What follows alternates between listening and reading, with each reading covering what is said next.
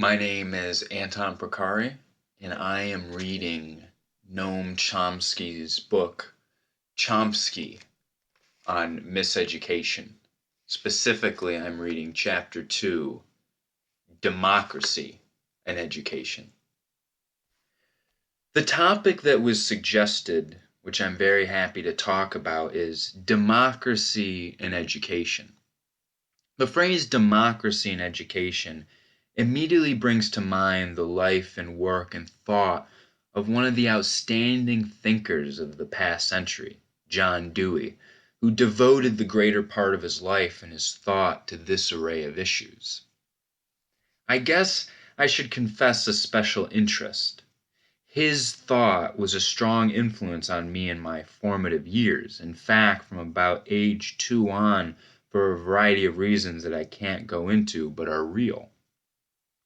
For much of his life, later he was more skeptical, John Dewey seems to have felt that reforms in early education could be in themselves a major lever of social change.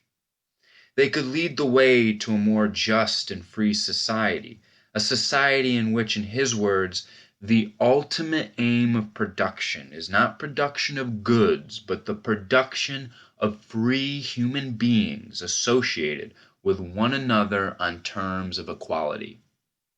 This basic commitment, which runs through all of John Dewey's work and thought, is profoundly at odds with the two leading currents of modern social intellectual life. One strong in his day, he was writing in the 1920s and 1930s about these things, is associated with the command economies in Eastern Europe, the systems created by Lenin and Trotsky and turned into an even greater monstrosity by Stalin.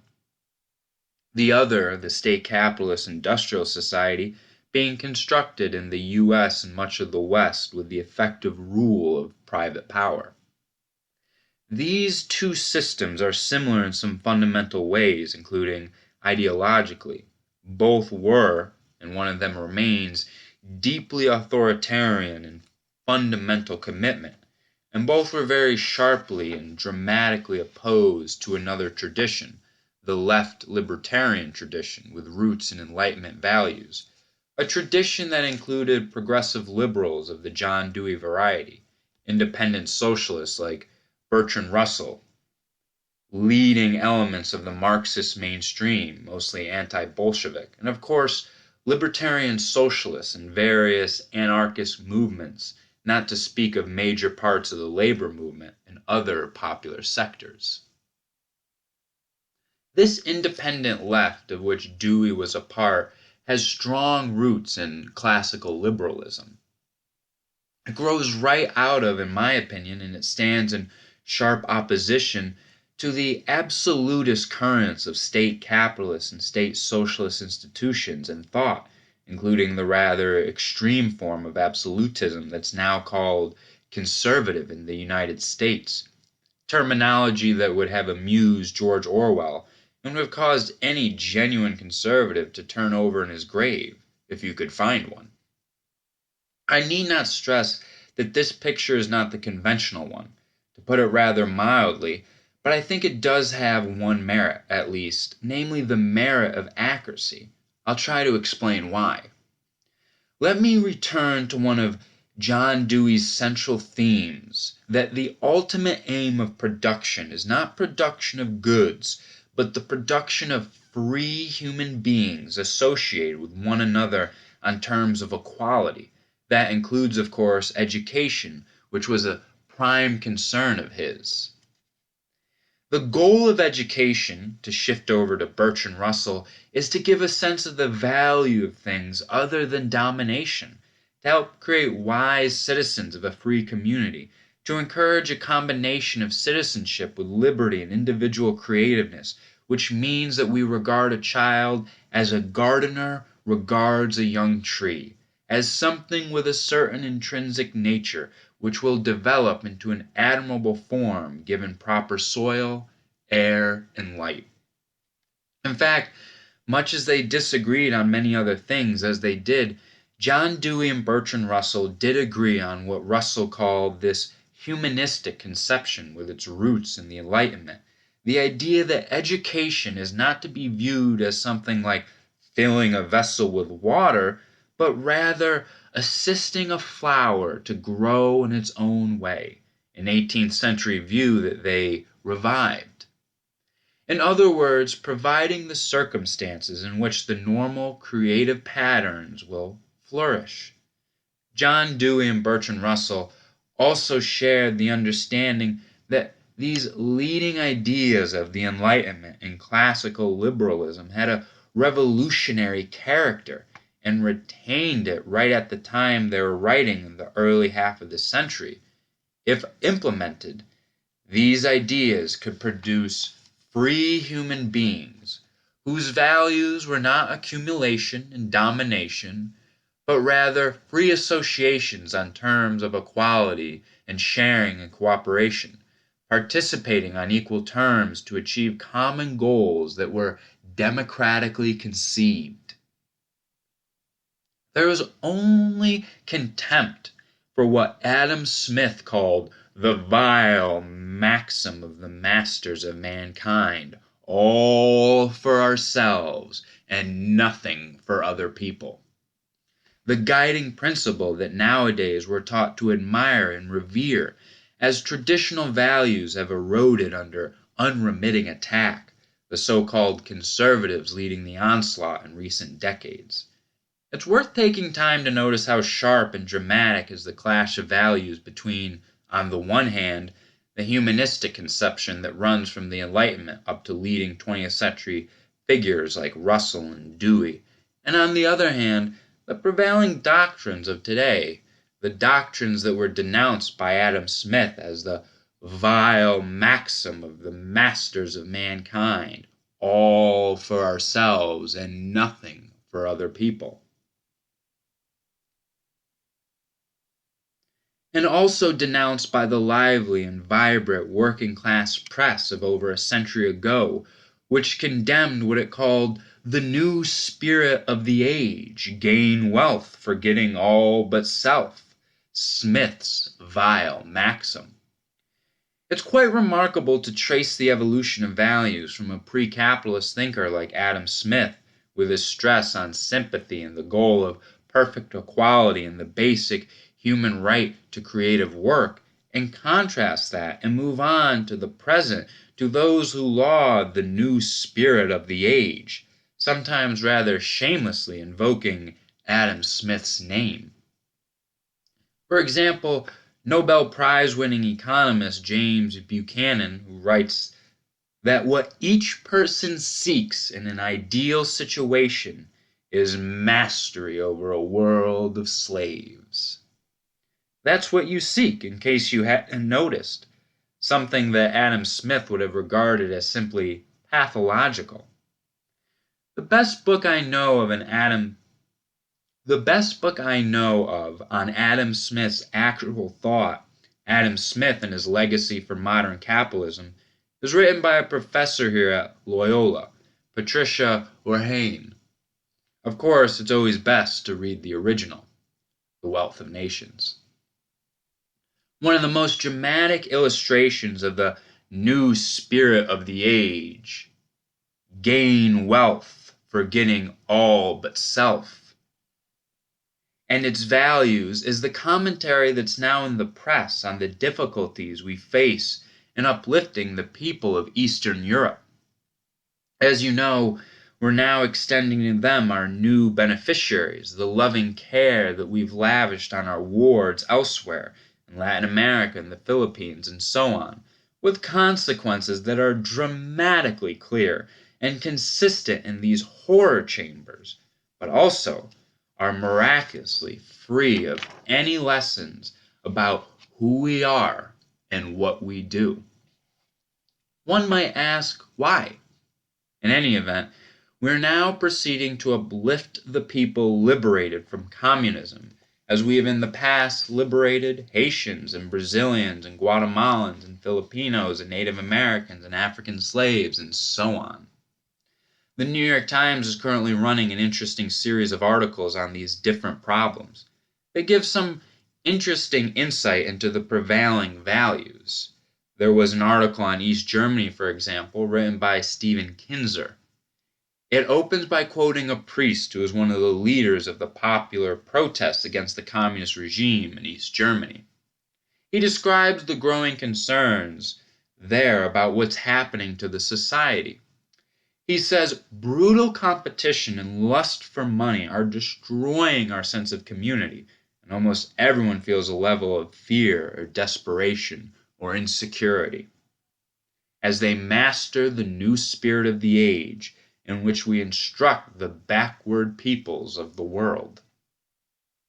The next article turned to what we regard as the showplace, the real success story, Poland, written by Jane Perles. The heading reads, Fast and Slow Lanes on the Capitalist Road. The structure of the story is that some are getting the point, but there are also some who are still backwards. She gives one example of a good student and one example of a slow learner. The good student is the owner of a small factory that is a thriving example of the best in modern capitalist Poland. It produces intricately designed wedding gowns sold mostly to rich Germans and to that tiny sector of super-rich Poles. This is in a country where poverty has more than doubled since the reforms were instituted, according to a World Bank study last July, and incomes have dropped about 30%. However, the people who are hungry and jobless can look at the intricately designed wedding gowns in the store windows, appreciating the new spirit of the age. So it's understandable that Poland is hailed as the great success story for our achievements. A good student explains that people have to be taught to understand they must fight for themselves and can't rely on others. Gain wealth, forgetting all but self. She's describing a training course she's running that's trying to instill American values among people who are still brainwashed with slogans like, I'm a miner, who else is better? They have got to get that out of their heads. A lot of people are better, including people who can design wedding gowns for rich Germans. That's the chosen illustration of the success story of American values. Then there are the failures, still on the slow lane on the capitalist road. Here she picks one as her example, a 40-year-old coal miner who sits in his wood-paneled living room admiring the fruits of his labor under communism, a television set, comfortable furniture, a shiny modern kitchen, and he wonders why he's at home, jobless and dependent on welfare payments, having not yet absorbed the new spirit of the age, gain wealth, forgetting all but self, and not, I'm a miner, who else is better? The series goes on like that. It's interesting to read and to see what's taken for granted. What's happening in Eastern Europe recapitulates what's gone on in our third world domains for a long time and falls into place in a much longer story.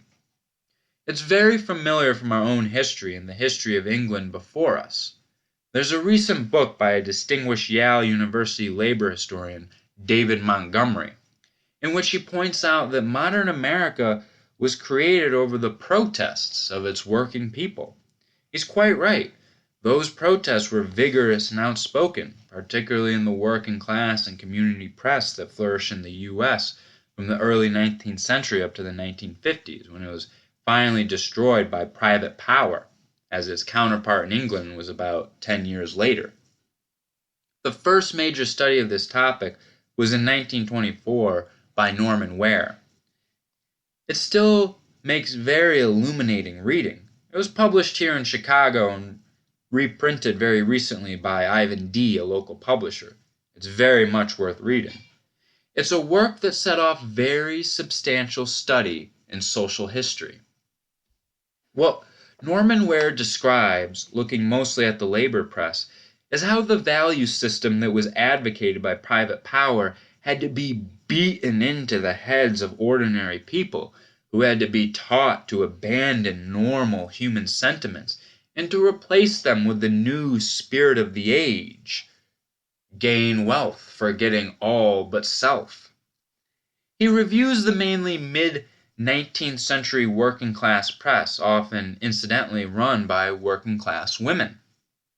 The themes that run through it are constant for a long period. They are concerned with what they call degradation and loss of dignity and independence, loss of self-respect, the decline of the worker as a person, the sharp decline in cultural level and cultural attainments as workers were subjected to what they called wage slavery, which they regarded as not very different from the chattel slavery they had fought to uproot during the Civil War.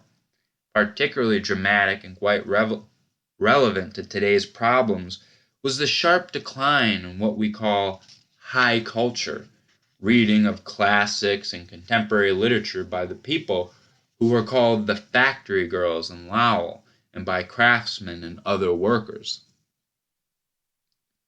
Called the factory girls in Lowell and by craftsmen and other workers. Craftsmen would hire somebody to read to them while they were working because they were interested and had libraries. All that had to go. What they describe, paraphrasing the labor press, is that when you sell your product, you retain your person.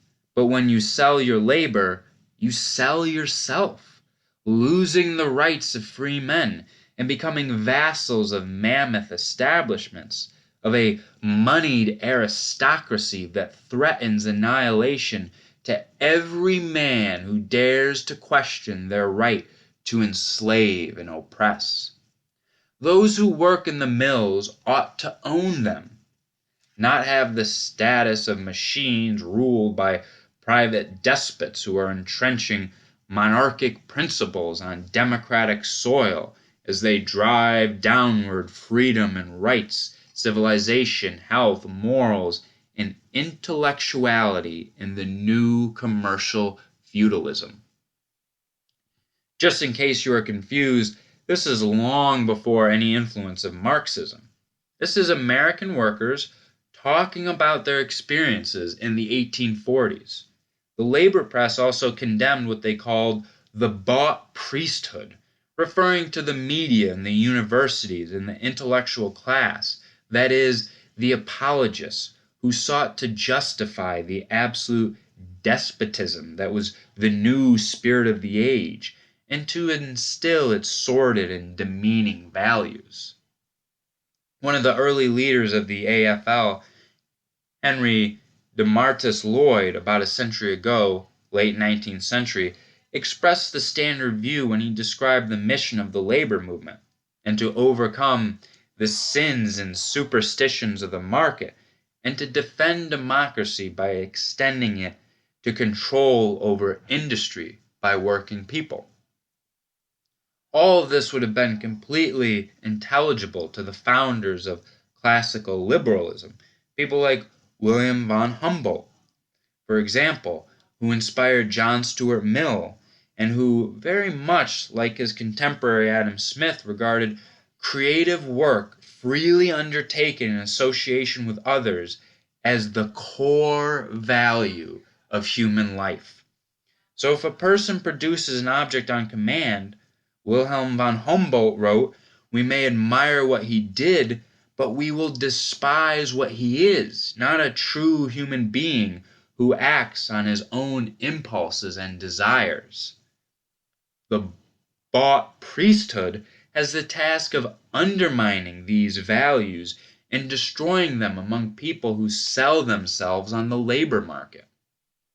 For similar reasons, Adam Smith warned that in any civilized society, governments would have to intervene to prevent the division of labor from making people as stupid and ignorant as it is possible for a human creature to be. Because remember, and this isn't Chomsky speaking, this is Anton speaking, the core value of human life is creative work freely undertaken in association with others. Back to Chomsky. Adam Smith based his rather nuanced advocacy of markets on the thesis that if conditions were truly free, markets would lead to perfect equality. That was their moral justification. All of this has been forgotten by the bought priesthood, who has a rather different tale to tell. John Dewey and Bertrand Russell are two of the leading 20th century inheritors of this tradition with its roots in the Enlightenment and classical liberalism. Even more interesting is the inspiring record of struggle and organization and protest by working men and women since the early 19th century, as they sought to win freedom and justice and to retain the rights that they had once had as the new despotism of state-supported private power extended its sway. The basic issue was formulated with a good deal of charity by Thomas Jefferson around 1816. This was before the Industrial Revolution had really taken root in the former colonies, but you could begin to see the developments. In his later years, observing what was happening, Jefferson had rather serious concerns about the fate of the democratic experiment. He feared the rise of a new form of absolutism that was more ominous than what had been overthrown in the American Revolution, in which he was, of course, a leader. Jefferson distinguished in his later years between what he called aristocrats and democrats. The aristocrats are those who fear and distrust the people and wish to draw all powers from them into the hands of the higher classes. The Democrats, in contrast, identify with the people, have confidence in them, cherish and consider them as the honest and safe depository of the public interest, if not always the most wise. The aristocrats of this day were the advocates of the rising capitalist state, which Jefferson regarded with much disdain, clearly recognizing the quite obvious contradiction between democracy and capitalism, or more accurately, what we might call really existing capitalism, that is, guided and subsidized by powerful developmental states, as it was in England and the US and indeed everywhere else. This fundamental contradiction was enhanced as new corporate structures were granted increasing powers, not by democratic procedures, but mainly by courts and lawyers, who converted what Jefferson called the banking institutions and moneyed incorporations, which he said would destroy freedom, and which he could barely see the beginnings of in his day. They were converted, mainly through courts and lawyers, into immortal persons with powers and rights beyond the worst nightmares of pre-capitalist thinkers like Adam Smith or Thomas Jefferson. Half a century earlier, Adam Smith already warned against this, though he could barely see the beginnings of it. Jefferson's distinction between aristocrats and democrats was developed about a half a century later by Mikhail Bakunin and the anarchist thinker and activist. It was actually one of the few predictions of the social sciences ever to have come true. It ought to have a place of honor in any serious academic curriculum, in the social sciences and the humanities, for this reason alone. Back in the 19th century, Mikhail Bakunin predicted that the rising intelligentsia of the 19th century would follow one of two parallel paths. One path would be to exploit popular struggles to take state power, becoming what he called a red bureaucracy that will impose the most cruel and vicious regime in history. That's one strain. The other strain, he said, will be those who discover that the real power lies elsewhere, and they will become its bought priesthood, in the words of the labor press, serving the real masters in the state-supported private system of power, either as managers or apologists, who beat the people with the people's stick, as he put it, in the state capitalist democracies. The similarities are very striking, and they run right up to the present. They help account for the rapid transitions that people make from one to the other position. It looks like a funny transition, but in fact, it's a common ideology.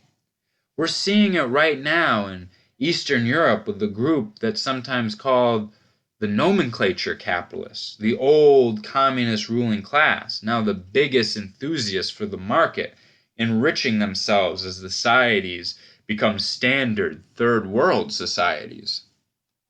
The move is very easy because it's basically the same ideology.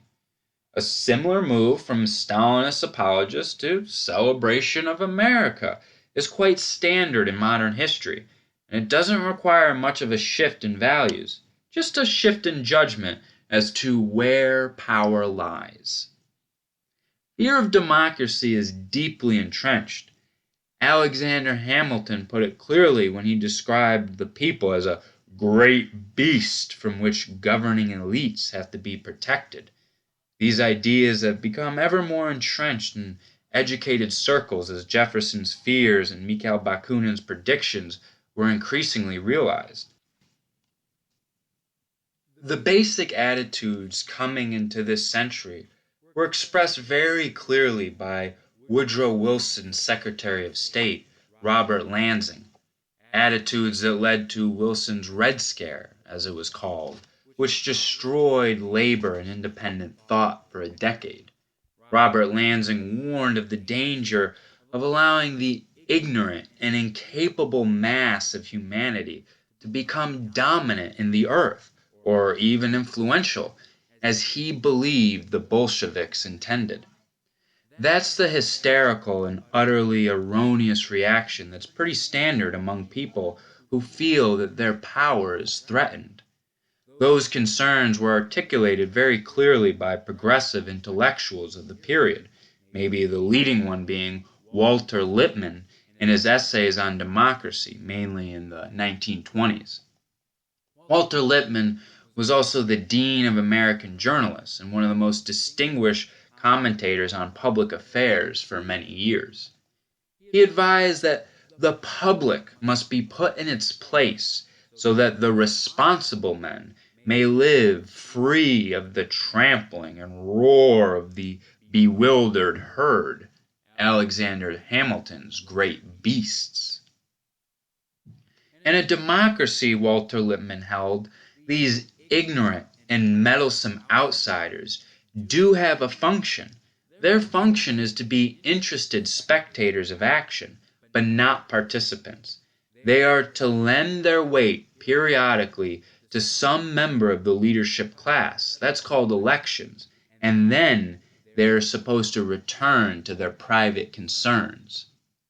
In fact, similar notions became part of mainstream academic theory at about the same time.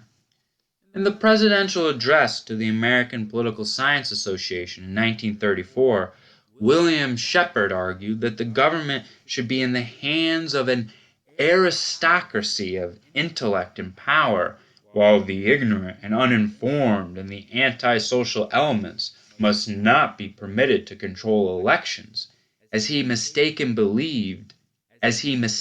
believed they had done in the past. One of the founders of modern political science, Harold Lasswell, one of the founders of the field of communications, in fact, wrote in the Encyclopedia of Social Sciences in 1933 or 1934 that modern techniques of propaganda, which had been impressively refined by Wilsonian liberals, provided the way to keep the public in line. Woodrow Wilson's World War I achievements in propaganda impressed others, including Adolf Hitler. But crucially, they impressed the American business community. That led to a huge expansion of the public relations industry, which was dedicated to controlling the public mind. As advocates used to put it in a more honest days, just as, writing in the Encyclopedia of Social Sciences in 1933, Harold Lasswell described what he was talking about as propaganda. We don't use that term. We are more sophisticated. As a political scientist, Harold Lasswell advocated more sophisticated use of this new technique of control of the general public that was provided by modern propaganda. That would, he said, enable the intelligent men of the community, the natural rulers, to overcome the threat of the great beast, who may undermine order because of, in Lasswell's terms, the ignorance and stupidity of the masses. We should not succumb to democratic dogmatisms about men being the best judges of their own interests. The best judges are the elites, who must be ensured the means to impose their will for the common good. Jefferson's aristocrats, in other words. Lippmann and Lasswell represented the more liberal, progressive fringe of opinion, which grants the beast at least a spectator role. At the reactionary end, you get those who are mislabeled conservatives in contemporary newspeak. So the Reaganite status reactionaries thought that the public, the great beast, shouldn't even have the spectator role. That explains their fascination with clandestine terror operations, which were not secret to anybody except the American public, certainly not to their victims. Clandestine terror operations were designed to leave the domestic population ignorant.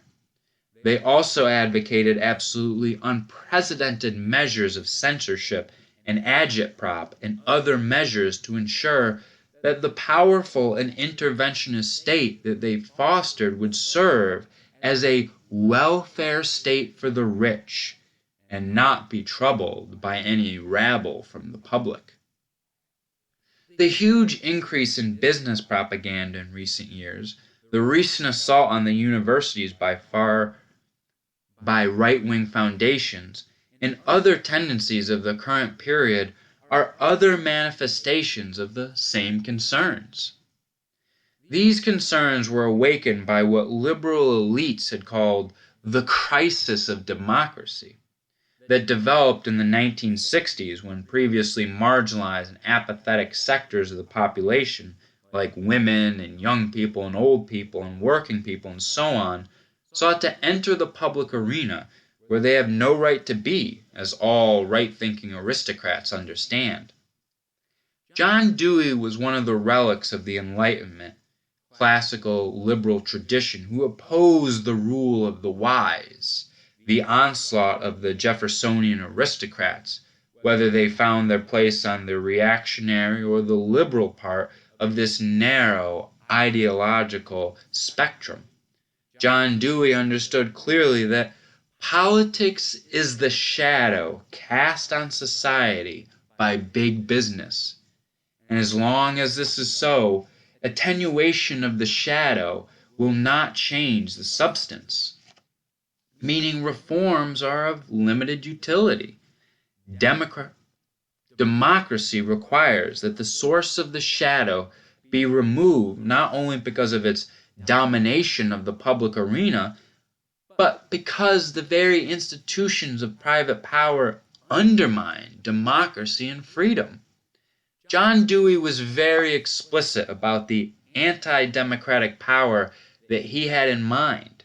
To quote him, "Power today," this is in the 1920s, "resides in control of the means of production, exchange, publicity, transportation, and communication. Whoever owns them rules the life of the country, even if democratic forms remain.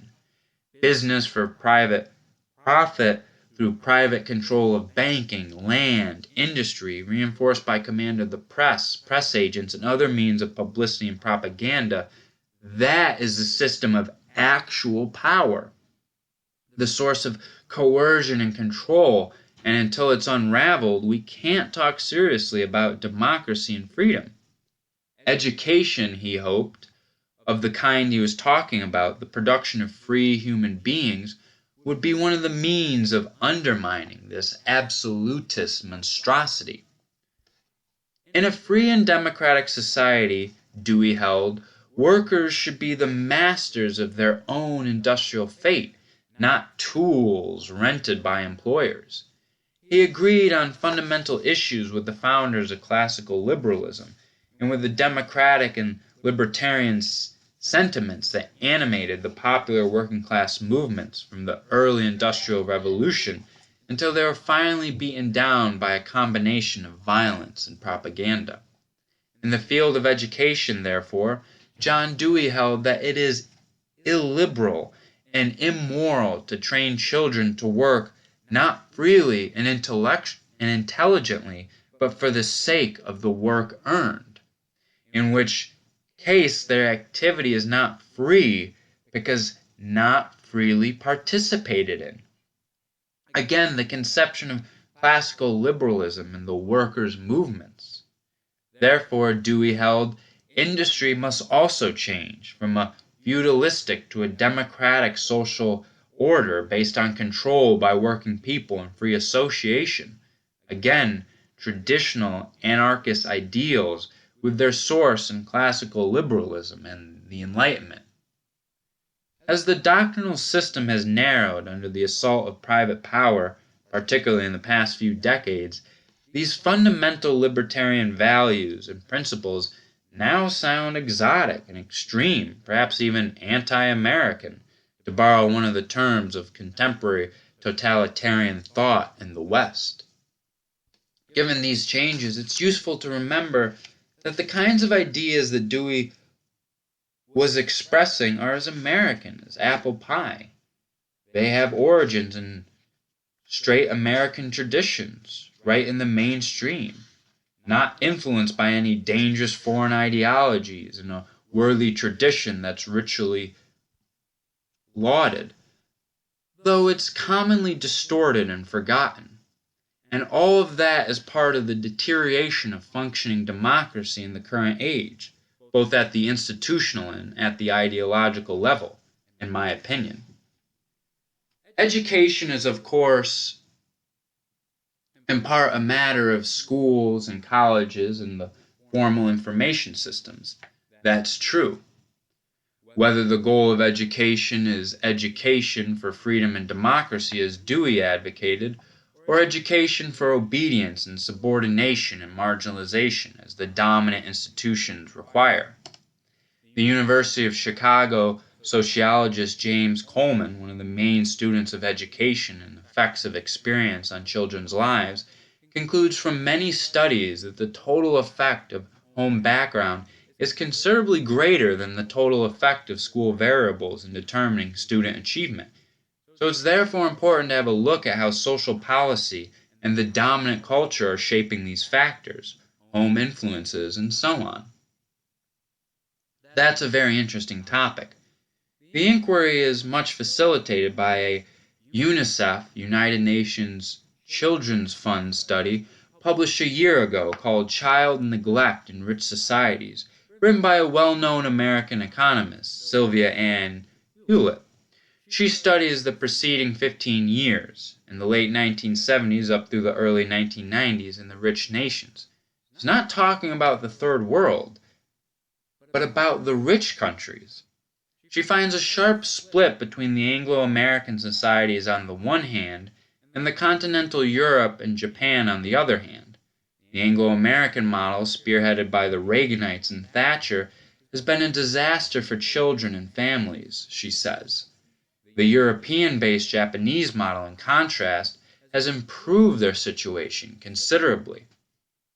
From a starting point that was already considerably higher, despite the fact that these societies lack the huge advantages of the Anglo-American societies. The U.S. has unparalleled wealth and advantages, and while the United Kingdom, Britain, has severely declined, particularly under Thatcher, has the economic advantage, at least, of being a U.S. client, as well as being a major oil exporter in the Thatcher years. That's something that makes the economic failure of Thatcherism even more dramatic, as authentic British conservatives like Lord Ian Gilmore have shown. Sylvia Ann Hewlett describes the Anglo-American disaster for children and families as attributable to the ideological preference for free markets. Here she's only half right, in my opinion. Reaganite conservatism opposed free markets. It did advocate markets for the poor, but it went well beyond even its statist predecessors in demanding and winning a very high level of public subsidy and state protection for the rich. Whatever you choose to call this guiding ideology, it's unfair to tarnish the good name of conservatism by applying it to this particular form of violent and lawless and reactionary statism. Call it what you like, but it's not conservatism. It's not the free market. However, Hewlett is quite right in identifying the free market for the poor as the source of the disaster for families and children. And there isn't much doubt in the effects of what Hewlett calls the anti-child spirit that is loose in these lands, in the Anglo-American lands, most dramatically in the U.S., but also Britain. This neglect-filled Anglo-American model, based on market discipline for the poor, has largely privatized child rearing while making it effectively impossible for most of the population to rear children. That's been the combined goal and policy of Reaganite conservatism and the Thatcherite analog. The result is, of course, a disaster for children and families. Continuing, Sylvia Ann Hewlett points out, in the much more supportive European model, social policy has strengthened rather than weakened support systems for families and children. It's no secret, except as usual to readers of the press. As far as I'm aware, this 1993 study, rather critically relevant to our current concerns, has yet to be reviewed anywhere. It's not been, say, featured in the New York Times, although the Times did devote last Sunday's book review section largely to this topic, with somber forebodings about the fall of IQs, the decline of SAT scores, and so on, and what might be causing it. Say, in the city of New York, where the social policies that have been pursued and backed by the Times have driven about 40% of the children below the poverty level, so that they're suffering malnutrition, disease, and so on. But it turns out that is irrelevant to the decline in IQs, as is anything that Sylvia Ann Hewlett discusses in this Anglo-American neglect-filled model. What's relevant, turns out, is bad genes. Somehow people are getting bad genes. And then there are various speculations about why this is. For example, maybe it's because black mothers don't nurture their children. And the reason is maybe they evolved in Africa, where the climate was hostile. So those are maybe the reasons. And this is really serious, hard-headed science. And a democratic society will ignore all of this at its peril, the reviewer says.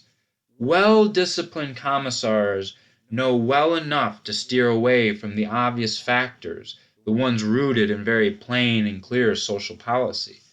They are perfectly evident to anybody with their heads screwed on, and happen to be discussed in considerable detail by a well-known economist in a UNICEF study that's not likely to see the light of day around here. The facts are no secret. A blue ribbon commission of state boards of education and the American Medical Association reported, never before has one generation of children been less healthy, less cared for, less prepared for life than their parents were at the same age. That's a big shift in an industrial society. It's only in the Anglo-American societies where this anti-child, anti-family spirit has reigned for 15 years under the guise of conservatism and family values. That's a real triumph for propaganda. A symbolic expression of this disaster is that when Sylvia Ann Hewlett wrote her book a year ago, 146 countries had ratified the International Convention on the Rights of the Child, but one had not, the United States. That's a standard pattern for international conventions on human rights. However, just for fairness, it's only proper to add that the Reaganite conservatism is Catholic in its anti-child, anti-family spirit. The World Health Organization voted to condemn the Nestle Corporation for aggressive marketing of infant formula, which kills plenty of children. The vote was 118 to 1. I'll leave you to guess the one. The vote was 118 to 1. I'll leave you to guess the one. The United States. However, this is quite minor compared with what the World Health Organization calls the silent genocide that's killing millions of children every year as a result of the free market policies for the poor and the refusal of the rich to give aid. Again, the U.S. has one of the worst and most miserly records among the rich societies. Another symbolic expression of this disaster is a new line of greeting cards by the Hallmark Corporation. One of them says, "Have a super day at school." That one, they tell you, is to be put under a box of cereal in the morning, so that when the children go off to school, they'll have a warm and caring message. Another one says, "I wish I had more time to tuck you in." That's the one you stick under the pillow at night when the kid goes to sleep alone. There are other such examples. In part, this disaster for children and families is the result simply of falling wages. State corporate policy has been designed for the last years, especially under the Reaganites and Thatcher, to enrich small sectors of the population, the elite, and to impoverish the majority. And it succeeded. It's had exactly the intended effect. That means that people have to work much longer hours to survive for much less wages and job benefits. For much of the population, both parents have to work maybe 50 hours merely to provide basic necessities. Meanwhile, incidentally, corporate profits are zooming. Fortune magazine talks about the dazzling profits reaching new heights for the Fortune 500, even though sales are stagnating. Another factor is job insecurity, what economists like to call flexibility in the labor markets, which is a good thing under the reigning academic theology, but a pretty rotten thing for human beings whose fate doesn't enter into the calculations of sober thinking. Flexibility means you better work extra hours without knowing whether you have a job tomorrow, or else. There are no contracts and no rights. That's flexibility. We've got to get rid of market rigidities. Economists can explain it. When both parents are working extra hours, and for many on falling incomes, it doesn't take a great genius to predict the outcome. The statistics show them. You can read them in Hewlett's UNICEF study if you like. It's perfectly obvious without reading them what's going to happen. She reports that contact time, that is, actual time spent by parents with children, has declined sharply in the last 25 years in the Anglo-American societies, mostly in recent years. That's actually 10 to 12 hours a week, what they call high-quality time, time when you are not just doing something else, is declining. That leads to the destruction of family identity and values. It leads to sharply increased reliance on television for child supervision. It leads to what are called latchkey children, kids who are alone, a factor in raising child alcoholism and drug use and in criminal violence against children by children, and other obvious effects in health, education, ability to participate in a democratic society, even survival and decline in SATs and IQs. But you're not supposed to notice that. That's bad genes, remember. None of these things is a law of nature. These are consciously selected social policies designed for particular goals, namely enrich the Fortune 500, but impoverish others. In Europe, where conditions are more stringent, but policy is not guided by the same anti-family, anti-child spirit, the tendencies are in the opposite direction, and the standards for children and families are much better. It's worth mentioning, and let me stress that this is not just true in the Anglo-American society themselves. We're a big, powerful state. We have influence. It's very striking to notice what happens when other countries within the range of our influence try to undertake policies that benefit families and children. There are several striking examples. The region that we control most completely is the Caribbean and Central America, the Caribbean and Central America. There are two countries there that did undertake such policies, Cuba and Nicaragua, and with considerable success, in fact.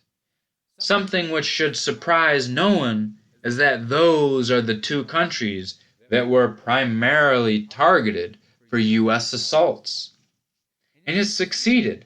So in Nicaragua, the rising health standards and the improvement in literacy and the reduction in child malnutrition have been reversed thanks to the terrorist war that the U.S. fought in Nicaragua, and now it's proceeding to the level of Haiti. In the case of Cuba, of course, the terrorist war has been going on a lot longer. It was launched by John F. Kennedy in 1962.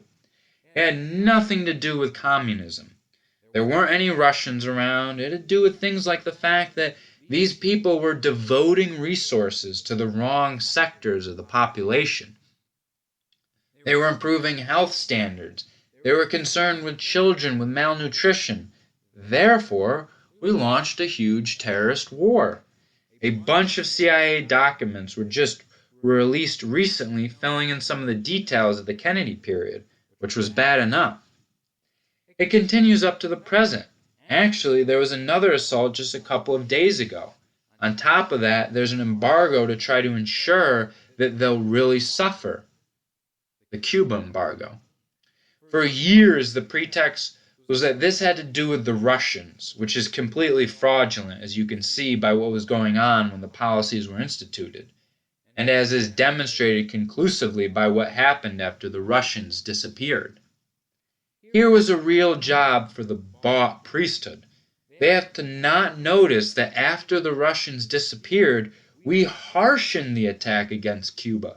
Kind of odd if the reason for the attack against Cuba was that they were an outpost of communism in the Russian Empire. But we can handle that, and we can dump it down George Orwell's memory hole.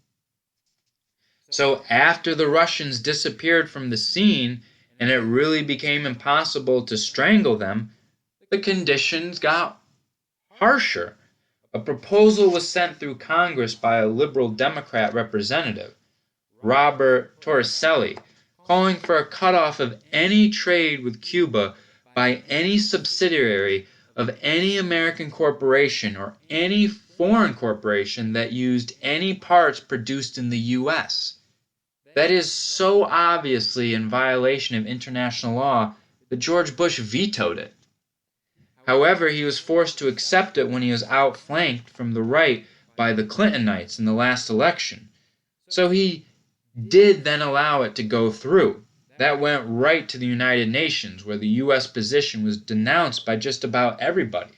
In the final vote, the U.S. could pick up only Israel, which is automatic, and they got Romania for some reason. Everyone else voted against it. The U.S. position was defended by no one. It is an obvious violation of international law, as even Britain and others pointed out, but it doesn't matter. It's extremely important to carry out our anti-child, anti-family spirit and our insistence on highly polarized societies everywhere we can go. If a foreign country under our control tries to go a different way, let's say take care of their children, we'll take care of them too. That's now continuing. It's the kind of thing you can actually do something about if you like. In Chicago, there are Pastors for Peace and the Chicago Cuba Coalition, which have another caravan going to Cuba to try to undermine the embargo and bring humanitarian aid, medicines, medical books, powdered milk for infants, and other assistance. They're in the phone book under Chicago Cuba Coalition. You can look them up. Anyone who is interested in countering the anti-child, anti-family spirit that reigns here and that we are exporting by violence elsewhere can do that, just as they can do plenty of things at home. I should say that the effects of this latest Democratic proposal, which went through to strangle Cuba, have recently been reviewed in this month's issues, October, of two leading American medical journals, Neurology and the Florida Journal of Medicine, which simply review the effects. They point out the obvious thing. It turns out that about 90% of the trade that was cut off by the Clinton-Torricelli bill was food and humanitarian aid, medicine, and things like that. For example, one Swedish company that was trying to export a water filtration device to create vaccines was blocked by the United States because there's some part in it that's American made. We really have to strangle them badly. We have to make sure that plenty of children die. One effect is a very sharp rise in infant mortality and child malnutrition. Another is a rare neurological disease that spread over Cuba that everyone pretended they didn't know the reasons for. It's a result of malnutrition, a disease which hasn't been seen since Japanese prison camps in World War II. So we're succeeding in that one. The anti-child, anti-family spirit is not just directed against kids in New York, but much more broadly. I stress again that it is different in Europe, and there are reasons for it. One of the differences is the existence of a strong trade union movement. That's one aspect of a more fundamental difference. Namely, the U.S. is a business-run society to quite an unparalleled degree, and as a result, the vile maxim of the masters prevails to an unprecedented extent, pretty much as you'd expect. These are among the means that allow democracy to function normally, although by now most of the population is consumed by what the press calls anti-politics, meaning hatred of government, disdain for political parties, and the whole democratic process. That too is a great victory for the aristocrats in Jefferson's sense, that is, those who fear and distrust the people and wish to draw all power from them into the hands of the higher classes. By now that means into the hands of transnational corporations in the states and quasi-governmental institutions that serve their interests. Another victory is the fact that the disillusionment, which is rampant, is anti-politics. A New York Times headline on this reads, "Anger and cynicism well up in voters as hope gives way. Mood turns ugly as more people become disillusioned with politics." Last Sunday's magazine section was devoted to anti-politics. Notice, not devoted to opposition to power and authority, to the easily identifiable forces that have their hands on the lever of decision-making and that cast their shadow on society as politics, as Dewey put it. They have to be invisible. The Times has a story today again about this topic where they quote some uneducated person who doesn't get the point. He says, yeah, Congress is rotten, but that's because Congress is big business, so of course it's rotten. That's the story you're not supposed to see. You're supposed to be anti-politics. The reason is that whatever you think about government, it's the one part of the system of institutions that you can participate in and modify and do something about. By law and principle, you can't do anything about investment firms or transnational corporations. Therefore, Nobody better see that. You've got to be anti-politics. That's another victory. John Dewey's observation that politics is the shadow cast on society by big business, which was incidentally also a truism to Adam Smith, has now become almost invisible. The force that casts the shadow has been pretty much removed by the ideological institutions and is so remote from consciousness that we're left with anti-politics. That's another severe blow to democracy and a grand gift to the absolutism and unaccountable systems of power that have reached levels that a Thomas Jefferson or John Dewey would scarcely imagine. We have the usual choices. We can choose to be Democrats in Thomas Jefferson's sense. We can choose to be aristocrats. The latter path is the easy one. That's the one that the institutions are designed to reward. It can bring rich rewards, given the locus of wealth and privilege and power and the ends that they very naturally seek. The other path, the path of the Jeffersonian Democrats, is one of struggle, often defeat, but also rewards of a kind that can't be imagined by those who succumb to the new spirit of the age. Gain wealth, forgetting all but self. It's the same now as it was 150 years ago, when there was an attempt to drive it into the heads of the factory girls in Lowell and the craftsmen in Lawrence and so on. Today's world is very far from Thomas Jefferson's. The choices it offers, however, have not changed in any fundamental way.